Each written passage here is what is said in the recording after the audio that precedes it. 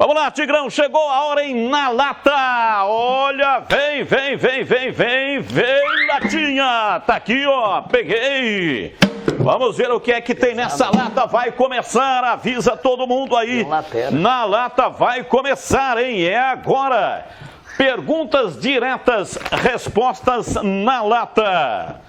Batista campeão no peso super cisco. Aê, sensacional. Super cisco conseguem conseguem super cisco, pô. Isso, super cisco, é fininho, magrinho, né? Super cisco. Você deixa o cara fazer isso com você? Consegue identificar essa foto? Coloca a foto aí na tela pra gente dar uma olhada. Sabe quem é ou não? Consegue identificar? Sim. Quem? Félix. Goleiro da seleção. Tricampeão do mundo no México. Tricampeão no México. Aos 32 anos. Tinha 32 anos. Félix que jogou na Portuguesa, entre outras equipes, e no Fluminense. Seus dois melhores momentos, mas na Copa estava no Fluminense. E foi ele que pediu para o Zagallo convocar um terceiro goleiro para a Copa do México. Emerson Leão. Tinha sido cortado na antivéspera do amistoso com a Áustria. O último amistoso, 4 dias antes do embarque para o México. Mas o imponderável apareceu. O atacante Rogério se machucou. O Zagallo queria convocar um outro atacante, mas Félix acabou convencendo o treinador a convocar um terceiro goleiro com a seguinte argumentação. Convoque outro goleiro para a vaga do Rogério. Vai que eu se machuque, né? E aí vai precisar de um outro goleiro, não? Um terceiro goleiro. O segundo era o Ado do Corinthians. Então vamos lá. Qual é a pergunta na lata? Mas não era a pergunta? Ado do Corinthians é a resposta do Tigrão. E você, em CH? Quem era o goleiro reserva do Félix em 70? O Ado. Ado. A resposta está exata. Desculpa aí, hein? Acertou! Ado que era do Corinthians. Abel Braga. Tem uma foto aqui do Abel Braga. Colocando Abel Braga na tela aqui pra gente ver. Nossa. Jogava no Fluminense. Antes do Vasco isso, cara. Jogava no Fluminense.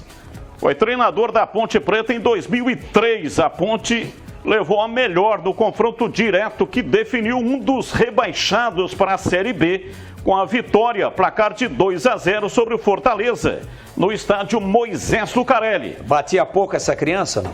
A Macaca se garantiu na elite do futebol do país e mandou a equipe cearense para a Série B. Nós estamos com imagens na tela deste jogo. Quebrou uma série de 9 jogos sem vitória, com 5 derrotas e 4 empates. O atual presidente Marco Eberlin era o diretor de futebol. Abel Braga, 7 meses sem receber, ficou no comando da Ponte Preta. O único resultado positivo da Ponte naquele ano foi um derby. No dia 11 de outubro, a Ponte venceu o arquirrival, o Guarani, placar de 3-1. Aliás, esse jogo, né, a Ponte venceu o Fortaleza, placar de 2-0, recentemente, num programa do SBT, o ex-jogador Richarlison, que defendia na época as cores do Leão do Pici, naquela oportunidade acusou o ex-goleiro e companheiro de equipe Jefferson de facilitar o resultado para a equipe de Campinas, dizendo que o goleiro entregou o jogo. O Jefferson rebateu a acusação, dizendo que narrativa completamente irresponsável. Meus advogados já estão à frente do caso e ele vai ter que se ver, né, com a justiça, disse o ex-goleiro do Fortaleza. Nós estamos colocando aí para vocês os gols daquela partida, placar de 2-0. A Ponte se manteve na Série A do Campeonato Brasileiro. E a pergunta, Tigrão, que começou respondendo. Certo. Lembra de algum caso de resultado no futebol que gerou suspeita? Claro que me lembro. Copa de 1978 na Argentina, Argentina e Peru. A Argentina tinha que fazer um grande saldo de gols em cima do Peru, do goleiro Quiroga, e fez 6. Se precisasse, faria 18. Jogo muito suspeito e que tirou o Brasil da final da Copa do Mundo daquele ano, 78, na Argentina, que teve como protagonistas ou como finalistas Argentina e Holanda. E para você, CH, lembra de algum caso? Eu acho que esse é muito emblemático que o Tigrão falou, porque isso envolve uma lembra Copa... desse caso, né? Quando eu falo em marmelada, todo mundo lembra, né? Porque é uma história da Copa do Mundo, né, Batista? E isso foi um negócio absolutamente indecente, não é? Eu acho que se a gente tivesse internet naquela época, eu acho que a situação não ficaria como ela ficou. Todo mundo comenta e ninguém prova nada. Mas eu acho que esse é o mais emblemático de tudo que eu conheço.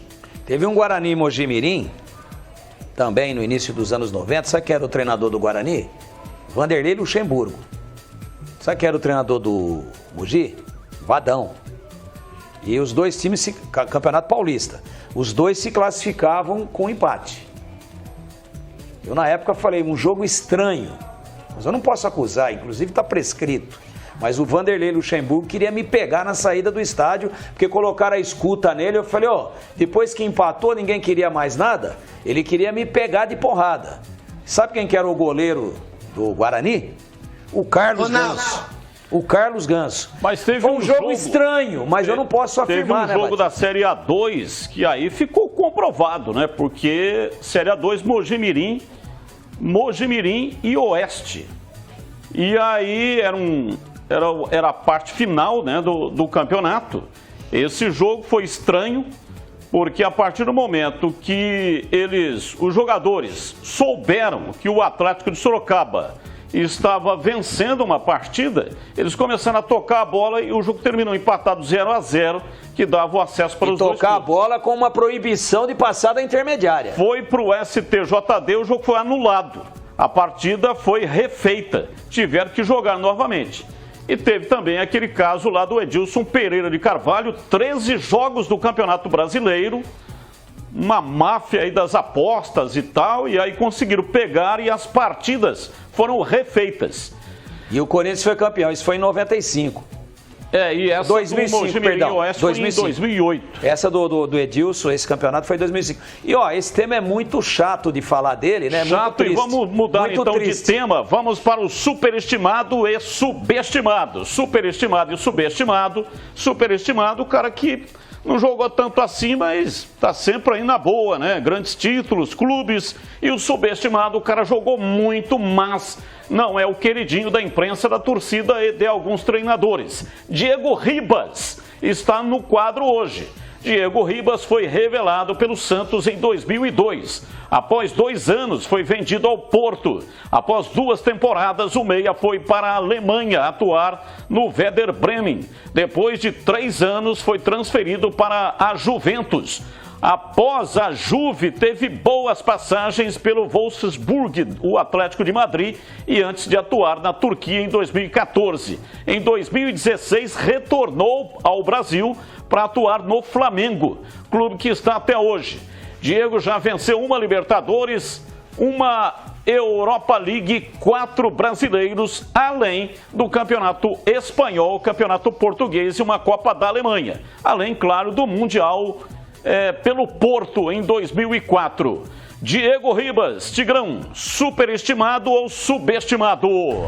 Jogou e joga muita bola. Subestimado, deveria ter recebido mais oportunidades na seleção brasileira. E para você, CH? Eu vou contar uma historinha antes, se você me permite.